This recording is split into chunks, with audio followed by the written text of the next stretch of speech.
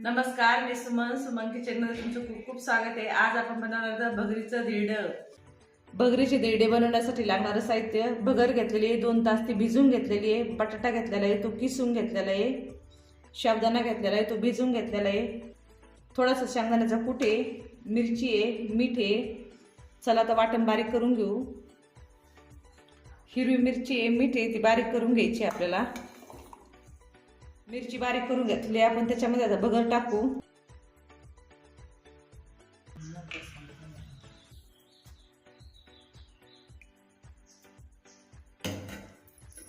भगरीमध्ये थोडंसं पाणी टाकू। भगर आता बारीक करून घेऊ। भगर बारीक करून घेतलेली आहे, ती आता ह्या भांड्यामध्ये काढू।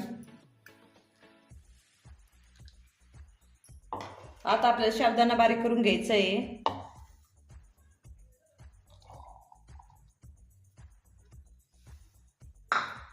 थोडीशी भगर उरली होती पण त्याच्यामध्ये टाकायची आहे। थोडंसं पाणी टाकून बारीक करून घेऊ। साबुदाणा बारीक करून घेतलेला आहे, एकदम बघा मस्त बारीक केलेला आहे। याच्यामध्ये आता टाकून घेऊ आपण तो।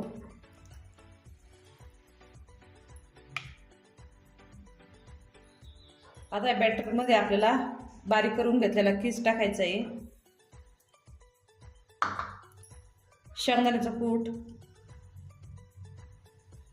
हे सगळं मिक्स करून घ्यायचंय। जास्त घट्ट ठेवायचं नाही, पाणी टाकायचं त्याच्यामध्ये।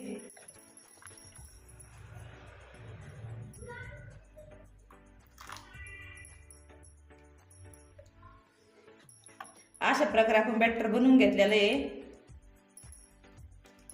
10 मिनिटं बॅटर भिजून देऊ। 10 मिनिटं झालेले तर आपलं बॅटर भिजलेलं आहे। चला आपण धिरडे बनवून घेऊ। धिरडे बनायचे त्यासाठी तवा गरम करून घेतलेला आहे, त्याच्यावर शेंगदाण्याचं तेल टाकू।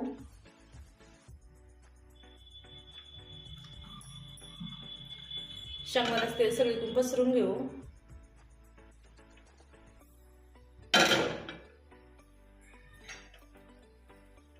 बनवून घेतलेले बॅटर तव्यावर टाकू। बॅटर सगळं कुटून घ्यायचं।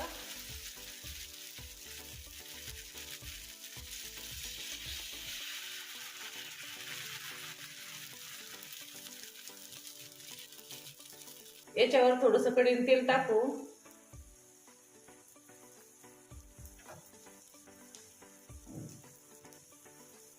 गॅस बारीक ठेवायचा आहे आपल्याला, म्हणजे तो जळणार नाही। 3 मिनिटं झालेले आहेत, आता आपण खाली येऊन पाहू भाजलं का। मस्त भाजलेलं आहे खाली येऊन। थोडंसं कढईत तेल सोडू।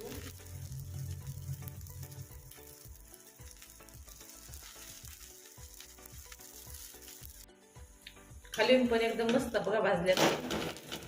आता आपण काढून घेऊ। थोडंसं तेल टाकू।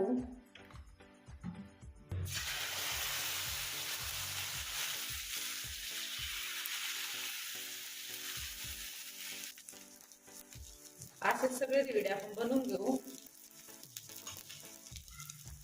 असेच आपले सगळे धिरडे बनवून झालेले आहेत। चला धिरडे काढून घेऊ। तुम्हाला जर